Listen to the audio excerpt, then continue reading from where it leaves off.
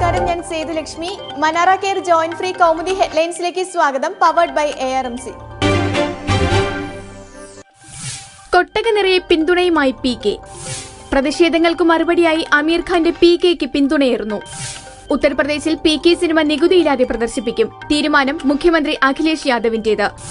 മഹാരാഷ്ട്ര മുഖ്യമന്ത്രി ദേവേന്ദ്ര ഫഡ്നാവിസും PKയെ പിന്തുണച്ച് പ്രസ്താവനയിറക്കി. കഴിഞ്ഞ ദിവസം അഹമ്മദാബാദിലും ഭോപ്പാലിലും PK സിനിമ പ്രദർശിപ്പിച്ച തിയേറ്ററുകൾ അടിച്ചു തകർത്തിരുന്നു. എല്ലാം പറഞ്ഞ് കോംപ്ലിമെന്റാക്കി.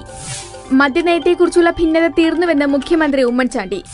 കോൺഗ്രസുകാർ ഒരുമിച്ച് നിന്നാൽ ആർക്കും പാർട്ടിയെ വെല്ലാൻ കഴിയില്ല. സോളാർ കമ്മീഷന്റെ സാക്ഷി പട്ടികയിൽ മാത്രമാണ് മുഖ്യമന്ത്രിയുടെ പേര്. ഇക്കാര്യത്തിൽ പ്രതിപക്ഷത്തിന്റെ പ്രതിഷേധം ലജ്ജാകരമെന്നും ഉമ്മൻചാണ്ടി. ആയുധങ്ങൾ മിനുക്കി VS.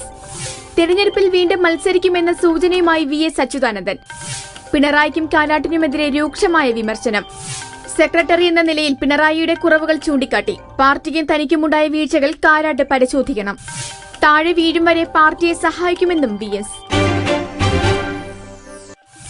പരീഖിന് പിടിവീഴും. ടൂറിസം ഡയറക്ടർ ഷേഖ് പരീഖിനെതിരെ വീണ്ടും വിജിലൻസ് കേസ്. ക്രമക്കേട് കാസർഗോഡ് ചിത്താരിപ്പുഴ പാലം നിർമ്മാണത്തിൽ. ഉദ്ഘാടനം കഴിഞ്ഞ പാലം 3 മാസത്തിനുള്ളിൽ തകർന്നു. പാലം നിർമ്മിച്ചത് പരീഖ് ഹാർബർ എഞ്ചിനീയർ മേധാവിയായിരുന്നപ്പോൾ. കൊച്ചി മെട്രോ സ്ഥലമെടുപ്പ്, അടച്ച ബാർ തുറന്നത് എന്നിവയിലും പരീഖിനെതിരെ വിജിലൻസ് കേസ്.